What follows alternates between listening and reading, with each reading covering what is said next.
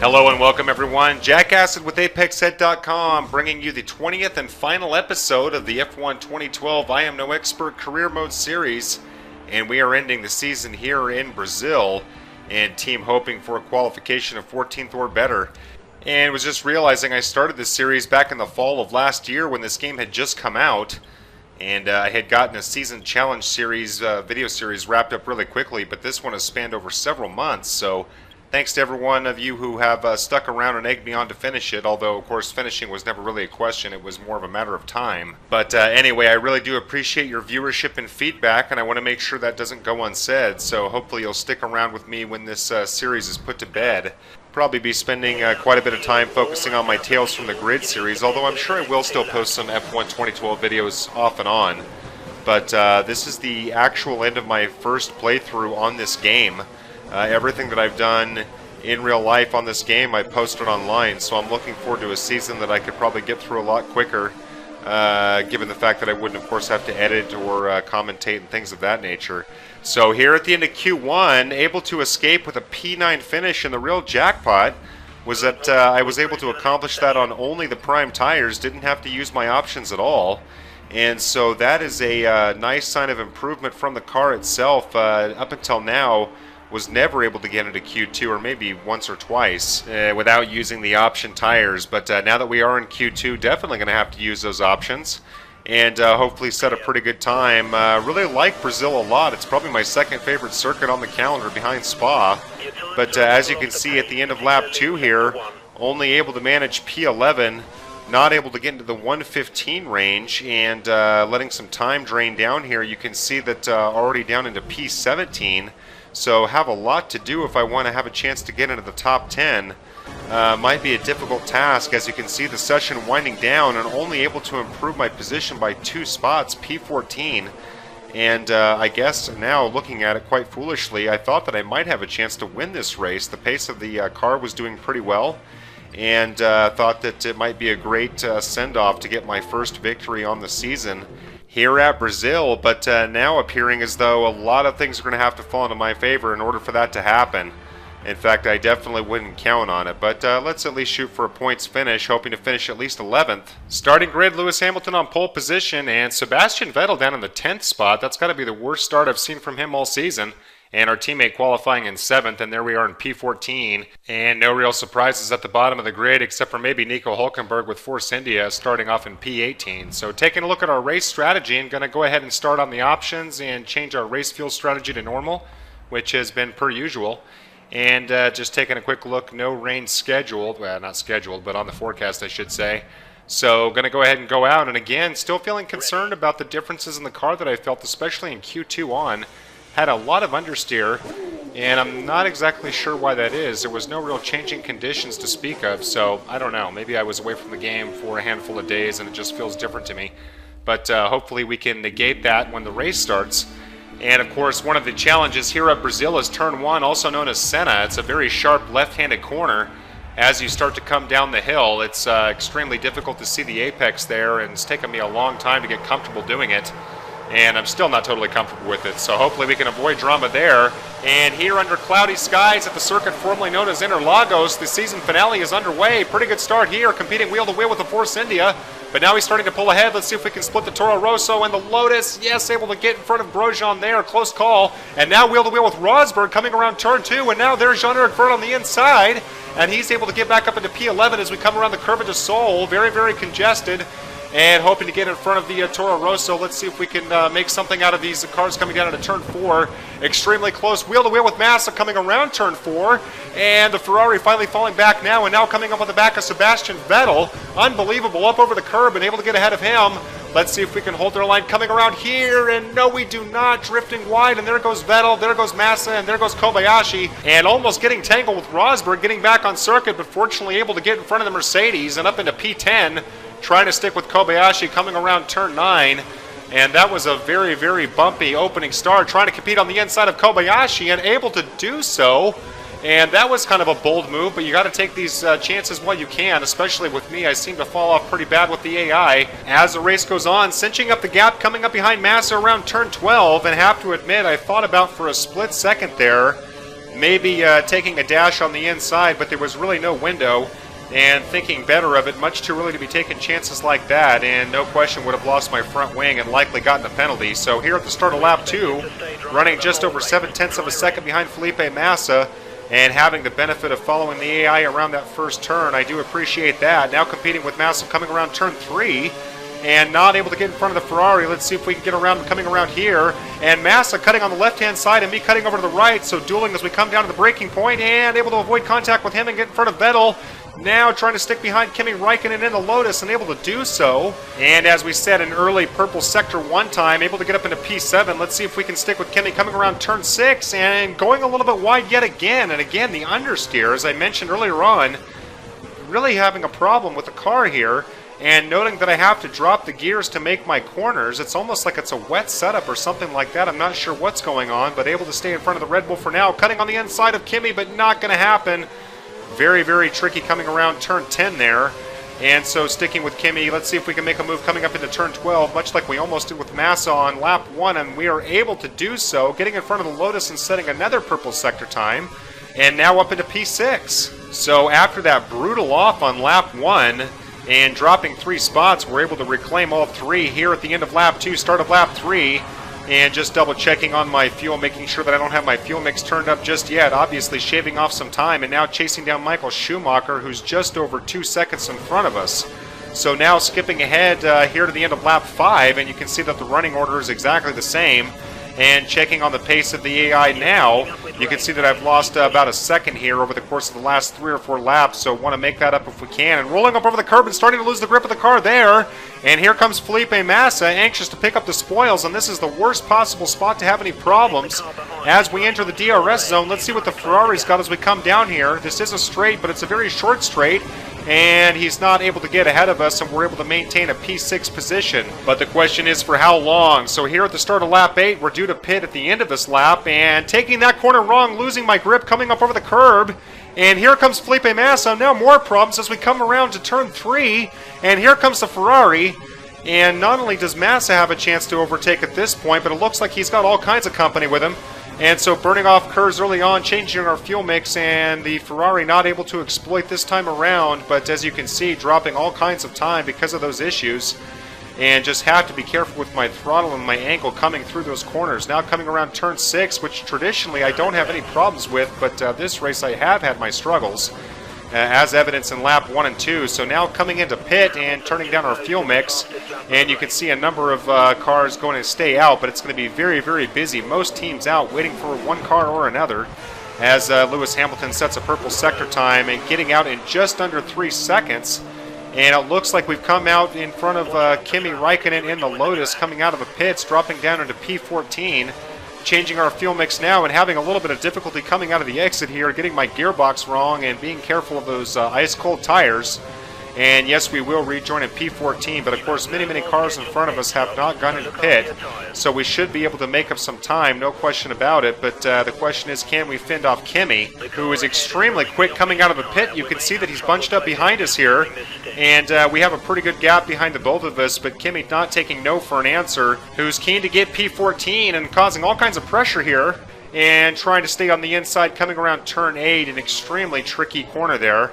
As well as turn 10 coming up. There's similar apexes, and again fighting with the car just a little bit, not wanting to give Kimi any opportunity to get around me, so going a little more conservative than I typically would, but it's so easy to make a mistake at either of those corners that I'd rather be conservative at this point, and very, very anxious to see how things shake out when we get around the pit lane, and starting to lose my braking point there coming through turn 12, which actually I've had also more problems with than usual.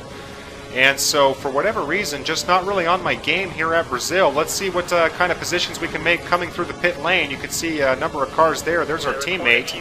And hoping to get things right coming through turn 1. You basically want to brake right after the 50-meter mark. But easier said than done. For whatever reason, just seems to sneak up on me, so it's kind of a crapshoot.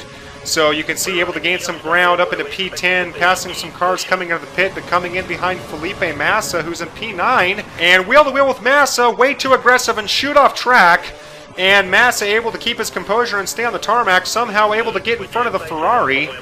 And that was basically extremely reminiscent of the first lap there when we were wheel-to-wheel with Massa coming through there. The big difference is that I was able to hold my line, and it was a much cleaner overtake. Very surprised I didn't get a warning from the stewards or my engineer on that one. Maybe a little bit of residual from that turn 12 near overtake attempt on my part. You could see having all kinds of issues. There's turn 10 rolling up over the curb, and Felipe Massa wondering how on earth he's stuck behind me and not doing myself any favors with some of these mistakes coming through these corners. But again, the understeer, for whatever reason, just really biting me right now and dropping all kinds of time to the AI up ahead. In fact, you can see just over 8 seconds to Bruno Senna and the Williams, so that's a bit of an embarrassment here at the start of lap 11, but at least we are still in the points. And look at this, a couple of cars in the pit lane, and let's see if we can get in front of them. Looks like we'll at least beat out one, possibly two. Let's see who's coming out of the chute here as we get around the Curva do Sol. And it looks like, no, we're not going to have any kind of an opportunity to overtake him coming around there. And not sure if that's Jean-Eric Verne. I guess it is. So coming through turn 4, yes it is Jean-Eric Verne, the Toro Rosso. And thankfully a whole lot less drama than our duel there with Massa. But skipping ahead further in the lap and having all kinds of problems at turn 10, going wide here. And Felipe Massa and I wheel-to-wheel coming out of the exit, and somehow able to stay ahead of the Ferrari. And Felipe Massa must be cursing his luck here at his home Grand Prix, stuck behind the very slow Sauber, having all kinds of issues with wheel spin and understeer, and the list goes on. And you can see losing even more time. P8 right now. Let's see if there's any cars in the pit lane, turning down our fuel mix, and still have that 2 extra laps of fuel. And yes, we do have one car in the pit lane, so that should get us up into P7. So that's a nice little gift here as the race wanes on. But this is absolutely going to be the best that we can do, short of another car failure up ahead. And you can see still more problems with turn 1 and turn 2. Coming out of the exit, managing basically my line through there, and it's caused me all kinds of problems. So let's see what happens coming around turn 4. You can see the AI able to cinch the gap. They're pretty quick coming through there. And speaking of quick, Felipe Massa tucked in very good here at the start of lap 13. Might have a chance to finally have a go at an overtake. Let's see what happens. Yes, he is very swift coming down here, able to overtake on the inside. Let's see if we can outbrake him. And trying to give him room coming around turn 4, drifting off onto the track yet again. And somehow able to stay ahead of the Ferrari, but you can see he's very close to us now. And coming through the very dreaded turn 6, which I've had problems with, and this time slowing down and being basically slow just to ensure I'm able to keep it on the rails. And again, I typically don't have problems at turn 6. Usually I, tap the brake for a second and can take it in 5th gear, sometimes even 6th if you hit it right. But for whatever reason, just struggling with it here today. And getting to the point where I have to be more strategic than quick. So now turning up the fuel mix here at the start of lap 16. Just 3 laps to go, and the question is, will we be able to fend off Felipe Massa for the entirety of that and keep the P7 finish? Going wide there, coming around turn 1. And because of this kind of slop, falling right back into the clutches of Felipe Massa, and we're going to have to do this all over again. So the duels of the race have definitely been between Felipe Massa and I, no question, and he's able to overtake easily. And here comes Rosberg, and Felipe Massa and I come into contact. He didn't give me any room on the outside. He was cutting off the middle of the track, and very fortunate that I don't take him and myself off there, but able to keep my front wing, so that's good. But you can now smell desperation in the air coming around turn 6 and now turn 7 and 8. And again, the understeer just having a hard time, feeling quite desperate to keep Felipe in our crosshairs, and maybe we can make a move on him before the race is over. Remember, we have had struggles all year long with keeping up with the AI, so the fact that I'm able to keep with him, at least for now, is a really good indication of the car's pace. And turn 12, let's see what happens. You can see losing time behind him and drifting a little bit wide, but not too bad, and able to keep pretty good pace coming up the hill.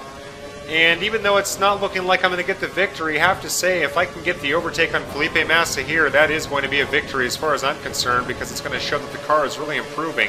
And look at this, closing the gap very quickly on Felipe Massa. Let's see what happens here at turn 1, cutting on the inside, now wheel to wheel, and able to get ahead of the Ferrari.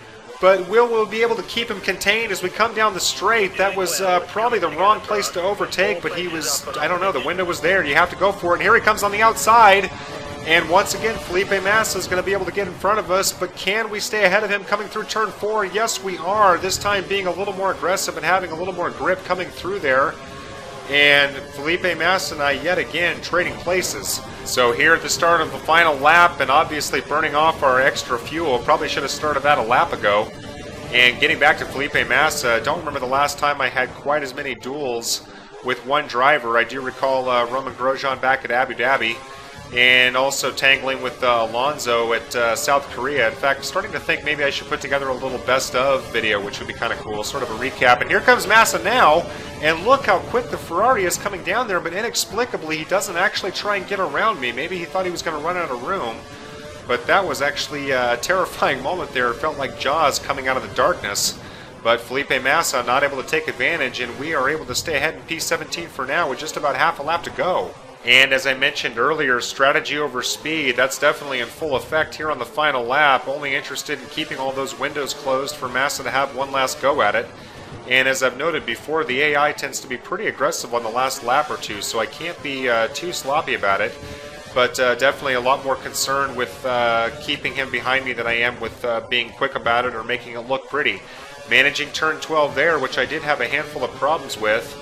And as long as Felipe Massa isn't able to get a full head of steam coming around here, we should be able to wrap this thing up in P7. As you can see, Lewis Hamilton winning the race. And as for me in the end, P7, a decent result. But again, coming into the weekend, I really thought I'd have a chance to win the race. But that terrible qualifying start really hurt me. And of course, a number of mistakes in this race. But I'll take the points finish. And you can see I finished ahead of Kobayashi, so that's the good news. And this will be my bon voyage from Sauber. So taking a look at the final race results, Mark Webber and Jenson Button rounding out the podium there, and Jean-Eric Vergne, very good result, P6. And Felipe Massa was able to keep that P8 spot, and this will be, again, a race to remember in terms of my duels with him. So taking a look at the Drivers' Championship, Fernando Alonso winning it, and there I am in P7. Just under 100 points, so going to have to break that barrier with Lotus. Going to be high expectations, and of course looking forward to working with the Iceman, as it were. And speaking of Kimi, getting a little Lotus intro screen here, accepting our contract at the end of the season. And as I mentioned, I've never raced beyond this point in the game outside of this series, so we're looking forward to actually checking out Lotus and seeing how that goes. Want to thank you guys again for following throughout this series last year and this year. It's been a great run. Not sure what I'm going to do with 2013. Can't quite commit to a full season in the fall, but I'm sure that I'll be posting videos, like I said, off and on of F1 2012 and of course eventually F1 2013. In fact, now that I think about it, I'll probably end up doing some kind of a video review when it comes out, just like I did with Grid 2. And speaking of Grid 2, I've migrated my Tales from the Grid series over to it. That took place in episode 11, which came out last week, so if you haven't had a chance to check that out, feel free to do so. And that'll probably be my key focus on this channel for a while, maybe until the fall. We'll see how things go. I'm still debating on getting an Xbox One when it comes out for Forza 5. I haven't made any decisions yet, but I'm kind of leaning towards Xbox just because I like their lineups a lot better. I know a lot of people are having problems with it, but whatever. We'll see what happens when it comes out. I would like to see them unbundle Kinect, so that's the one thing that I'd like to see happen before I invest my money into it. But we'll see how it goes. Anyway, thanks again for watching, everybody. I really appreciate your great feedback and support and your viewership. I never take it for granted. It's great talking to you guys, so hopefully you'll stick with me, and I'll hope to see you at the next one. Thanks again.